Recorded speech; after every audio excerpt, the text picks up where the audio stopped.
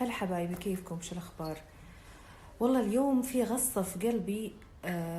من الصبح وأنا ودي أتكلم عنها بس ما قدرت أكلمكم غير الحين. موضوع فرح الهادي وعقيل. طبعا أقول لهم الله يصبركم، على حسب ما أنا سمعت اليوم بالسوشيال ميديا، ما أدري إذا صح ولا لا، بس إذا صح هذا كلامي. اللي ودي أقوله للكل، مش لهم يعني، مش بس لهم، بس انه اقول لهم الله يصبركم والله يعوض عليكم يا رب ان شاء الله. وانت حبيبتي لسه صغيره، والله بيرزقك باذن الله انت وعقيل، ويرزقكم بالخلفه الصالحه باذن الله.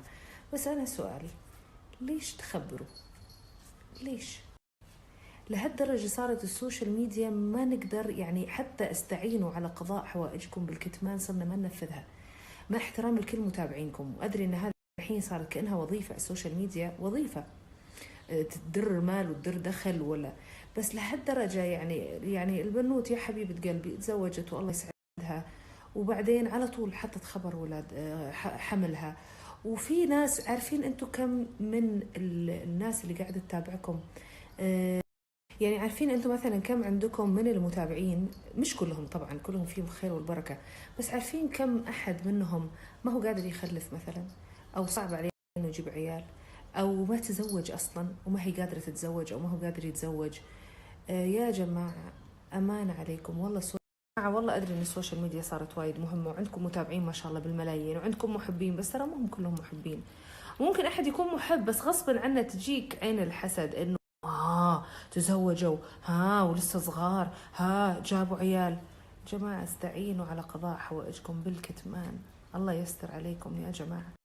زمان كانت الزوجة ما تقول لزوجها ان هي حامل غير لما تتأكد، غير بعد كذا شهر، يوم تتأكد وغير تتأكد كل شيء، واحيانا ما تقول لأهلها، وتخاف ما تبي تعلن، وتخاف ما تبي كذا، لانه يعني حتى الغرب نفسهم اللي هم ما عندهم عوايدنا وهذا، يقول لك it's 3 months safe، يعني يقولوا لك 3 months safe، يعني انه 3 months safe، انه ما يعلنون ابدا عن الحمل لمده 3 شهور، لانه وارد البيبي يروح يصير اجهاض، يكون حمل مو مكتمل كذا كذا.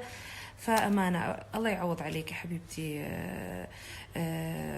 والله يعوض عليك ويرزقك إن شاء الله، وتوك صغيرة أنت وعقيل، الله يخليكم لبعض. المرة الجاية أمانة، أمانة، لا تقولي لا تخبري غير بعدين، غير لما كل شيء يثبت. حبيبتي أنت والله يعوض عليك. من الصبح وانا ودي اقول هالكلام يا جماعه، يا جماعه وين هذا؟ اوكي السوشيال ميديا مهمه، بس انه يعني ليش؟ يعني مو كل شيء مفروض انه ينحط، وكل شيء مفروض انه ينعلن، وكل شيء المفروض ينقال. والله غصيت اليوم يوم سمعت الخبر حبيبتي. فرح الله بيعوضها باذن الله، واكيد عندك جمهوري ويعرفوا كل اخبارك، بس في اخبارك تميها شوي بعدين عرفيها. يا ويلك لا عازمتك على العشاء، اكل زي ما تحب الاكل، بس عازمتك على العشاء دي، لان اشوفه مو قادر اتزن. يا ويلك من الحين عازمتك على العشاء. بطل يلا شكدش.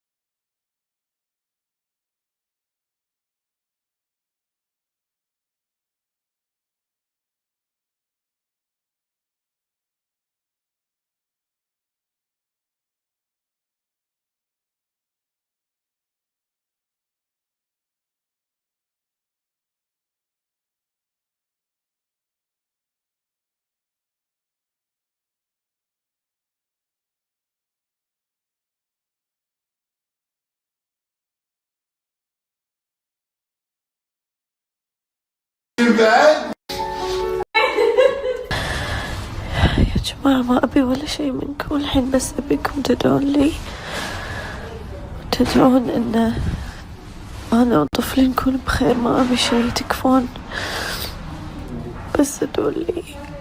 أقول شغلة واحدة، إذا صار حق مرتي أو طفلي شيء ما راح أسكت.